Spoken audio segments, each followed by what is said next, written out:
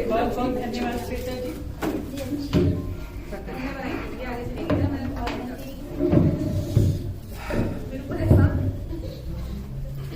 काव्य कुमुद साहित्यिक मंच उपस्थित सभी मनीषियों, हमारे विशेष अतिथिगण ममता जी, राजीव जी, श्वेता जी, दिनेश जी, रजनीश जी, जितने भी हैं और जितने आए हुए हैं, और जो अगर लाइव चला रहे हैं तो जो हमारे अप्रत्यक्ष श्रोतागण दर्शक जुड़े हुए हैं, और साथ साथ मेरे परिवार के भी कुछ सदस्य, सबका हार्दिक अभिनंदन स्वागत करती हूँ।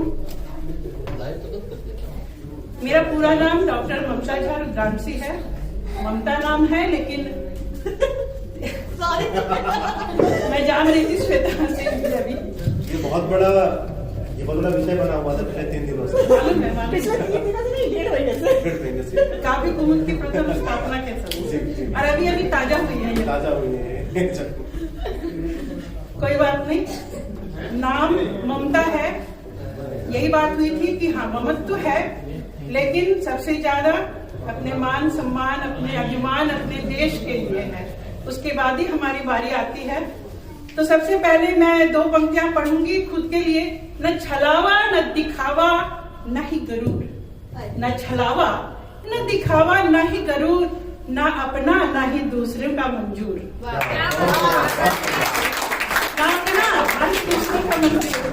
अभी 2 पंक्तियां लिखी है श्वेता जी आपके सौजन्य से। ठीक है, आगे बढ़ती हूँ। मुझे नारी मन के अंतर मन में झांक के उसकी पीड़ा को स्वर देना बड़ा पसंद है। देश तो है ही, एक फौजी की पत्नी हूँ, तो रग रग में ऐसे भी पत्नी होती चाहे ना होती, देश प्रेम की भावना हमेशा से ऊपर रही है। तो सबसे पहले मैं एक कविता पढ़ूंगी, और बहुत छोटा सा सफर है मेरा, सिर्फ 4 महीने का, मात्र 4 महीने 2 दिन आज हुए हैं। तो अगर कुछ त्रुटि हो, पहले ही सबसे माफी मांगती हूँ इसके लिए। बस मुग्धता और भाव सुनकर मेरी कविताएं सुनिएगा, और पसंद आए तो हौसला अफजाई के लिए सबको खुली छूट है, तालियों से स्वागत कीजिएगा। मेरी पहली कविता का शीर्षक है मंथन। गुनगुनाती भी थी, खिलखिलाती भी थी, चलते फिरते हुए ख्वाबों में खो सी जाती थी। गुनगुनाती भी थी, खिलखिलाती भी थी, चलते फिरते हुए ख्वाबों में खो सी जाती थी, क्योंकि मुझे कभी याद नहीं रहता था कि मैं 40 की हो चुकी थी। क्या बात है। ये कविता तभी की जब 40 की हो गई थी, ऐसे भी 50 की हो गई। सच बताया तो सच, न दिखावा न छलावा, 50 की हो गई हूँ। तो मुझे याद नहीं रहता था कि मैं 40 की हो गई। अपनी तस्वुर में बचपन की वही गलियां, वही मोहल्ला और वही सखियां पाती थी। अपने तस्वुर में बचपन की वही गलियां, वही सखियां पाती थी, और क्योंकि मुझे कभी याद नहीं रहता था कि मैं 40 की हो चुकी थी। कभी कोई बड़े हो चुके बच्चे, मेरा बेटा आया था सुबह, कभी बड़े हो चुके बच्चे और बालों में चोरी से झांकती हुई चांदी को देखकर उम्र का पता करना चाहता था, तो पता नहीं कर पाता था। कोई पूछता तो उंगलियों के पोरों पर गिनती रह जाती थी। क्यों? क्योंकि मुझे कभी याद ही नहीं रहता था कि मैं 40 की हो चुकी थी।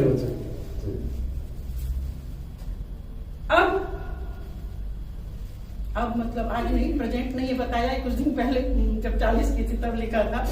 गुनगुनाना भूल सी गई, अब गुनगुनाना भूल सी गई हूँ, खिलखिलाए अरसा हो गया है। गुनगुनाना भूल सी गई हूँ, खिलखिलाए अरसा हो गया है। अपने अस्तित्व को ढूंढने की जद्दोजहद में अपने अंदर की छोटी बच्ची का गला घोंटती आ रही हूँ।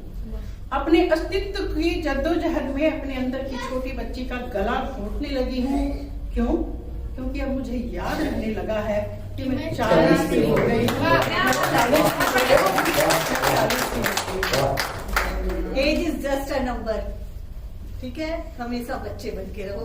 हाँ तो कहा ना, गला घोटती थी पर मरी नहीं, कभी ऐसे तो सामने 50 की होकर ही खड़ी हूँ। ठीक है, अब मैं आपको अपने मनपसंद विषय देश प्रेम, उस पर कुछ नहीं, एक अच्छी खासी कविता है, गीत कह लूँ इसको, वो सुनाऊंगी, थोड़ा गा के सुनाऊंगी। बर्दाश्त कर लीजिएगा। अभिनंदन है उनका जिनको हम सब फौजी कहते हैं। अभिनंदन है उनका जिनको हम सब फौजी कहते हैं। लड़ते हैं जो दुश्मन से सीने पर गोली खाते हैं। लड़ते हैं वो दुश्मन से सीने पर गोली खाते हैं। अभिनंदन है उनका जिनको हम सब फौजी कहते हैं। लड़ते हैं वो दुश्मन से सीने पर गोली खाते हैं।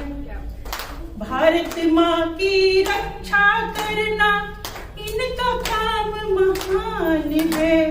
जान हथेली पर रख लड़ना इनका स्वाभिमान है। भारत माँ की रक्षा करना इनका काम महान है।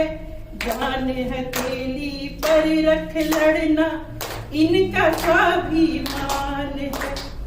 इनकी वीरता की गाथा सुन हम सब गर्वित रहते हैं।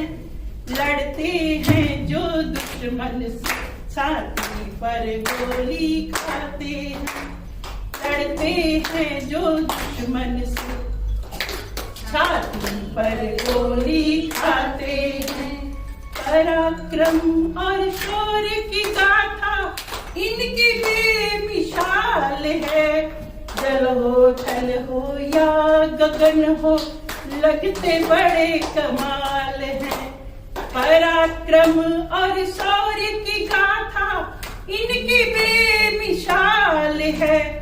जल हो थल हो या गगन हो लड़ते बड़े कमाल हैं। भारत माँ की शान की खातिर ये कुछ भी कर गुजरते हैं। लड़ते हैं जो दुश्मन से छाती पर गोली खाते हैं। लड़ते हैं जो दुश्मन से छाती पर गोली खाते हैं। देश प्रेम और वीरता की ज्वाला रग रग बहती है। वतन इनका देश प्रेम और वीरता की ज्वाला रग रग बहती है। शीश भले ही कट जाती पर गर्दन कभी न झुकती है। मातृभूमि रज को चंदन कह, मातृभूमि रज को चंदन कह भाल अपनी सजाते हैं। लड़ते हैं जो दुश्मन से छाती पर गोली खाते हैं। लड़ते हैं जो दुश्मन से छाती पर गोली खाते हैं। वतन इनका दीन धर्म है। वतन गीता कुरान है। वतन इनका दीन होता वतन ही ईमान है। वतन इनका धर्म होता वतन गीता कुरान है। वतन इनका दीन होता वतन ही ईमान है। वतन को ये महबूब कहते प्राण न्यौछावर करते हैं। वतन को ये महबूब कहते प्राण न्यौछावर करते हैं। लड़ते हैं जो दुश्मन से छाती पर गोली खाते हैं। लड़ते हैं वो दुश्मन से छाती पर गोली खाते हैं। हमें पता है हमारी सेना हमेशा कभी चीनियों से, कभी पाकिस्तानियों से, घुसपैठियों से लड़ती रहती है। क्या होती है उनकी मनस्थिति, एक फौजी की पत्नी होने के नाते अच्छी तरह से जानती हूँ कि किस तरह से परेशानियों से वो झेलते हैं। यहाँ पे बताना चाहूंगी, चीनी पाकी कोई भी आए लड़ते सीना तान के। चीनी पाकी कोई भी आए लड़ते सीना तान के। घर में घुस के बदला लेते फौजी हिंदुस्तान। चीनी पाकी कोई आए लड़ते सीना तान के घर में घुस के बदला लेते हिंदुस्तान की सरफरोशी इनकी तमन्ना ये जो सीले होते हैं सरफरोशी इनकी तमन्ना ये जो सीले होते हैं लड़ते हैं जो दुश्मन से छाती पर गोली खाते हैं लड़ते हैं जो दुश्मन से पर गोली खाते हैं। कितनी ठंड है, हम सब स्वेटर लबादा पहन के घूमते हैं। मैंने उतार दिया ना गर्मी, मुझे मालूम है ना क्या होगा। अभी कुछ नहीं, अभी मुझे और गर्मी आएगी। और इसकी जब वीरता की बातें करते हैं, किसका लहू है जो नहीं उबलता है? जिसका नहीं उबलता है तो पता नहीं मुझे क्यों नहीं उबलता है। मुझे मेरा तो बहुत ज्यादा जोश इतना भर जाता है कि बोलने में देखो आवाज में आ जाएगा। जब भी देश प्रेम की कविता पढ़ूंगी मेरी आवाज ऐसी एकदम अवरुद्ध हो जाती है हमेशा। तो यहाँ पे मैं बताती हूँ कि कैसे विपरीत परिस्थितियों में हमारे फौजी लड़ते हैं। हिम शिखरों पर गलते रहते रेगिस्तान झुलस जाते लहू का कतरा कतरा बहाते देश का जर्रा नहीं देते लड़ते रहते हैं जो हिम शिखरों पे रेगिस्तान झुलस जाते लहू का कतरा कतरा देते देश का जर्रा नहीं देते सियाचिन हो या हो कारगिल ये डटे ही रहते हैं लड़ते हैं जो दुश्मन से छाती पर गोली खाते। तालियां बजाएंगे बिल्कुल। अभी अंतिम पंक्तियां जो कि इसको हमारे मन की बात समझ लीजिए। एक परिवार होने के नाते उनकी पीड़ा से आप सभी अगर कनेक्ट हो पाए तो कविता लिखने का मतलब बनता है। पत्नी का सिंदूर उजड़ता बच्चे अनाथ हो जाते हैं पत्नी का सिंदूर उजड़ता बच्चे अनाथ हो जाते हैं बलिदानी ये फर्ज निभा तिरंगे में लिपटे आते हैं बलिदानी ये फर्ज निभा तिरंगे में लिपटे आते हैं। कफन मेरा जो हो तो तिरंगा हरदम ये ही कहते हैं कफन मेरा जो हो तो तिरंगा हरदम ये ही कहते हैं लड़ते हैं जो दुश्मन से छाती पर गोली खाते छाती पर गोली खाते छाती पर गोली खाते। बहुत खूबसूरत।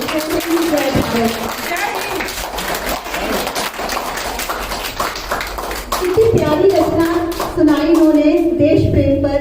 आज किसी देशभक्त का जन्म दिवस है, कोई बता सकता है मुझे यहाँ पे किसका आज जन्म दिवस है?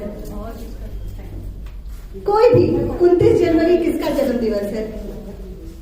आज लाला लाजपत राय का जन्मदिन है जिन्हें पंजाब केसरी लॉयन ऑफ पंजाब के नाम से जानते हैं। तो हमारे बीच न चाहते हुए भी दो लोगों ने देश प्रेम की रचनाएं सुनाई, एक ममता जी ने एक राजेश जी ने। आप दोनों को ने बहुत प्यारी रचनाएं सुनाई और इसी के साथ मतलब आज जो देश के लिए इतना बड़ा दिन है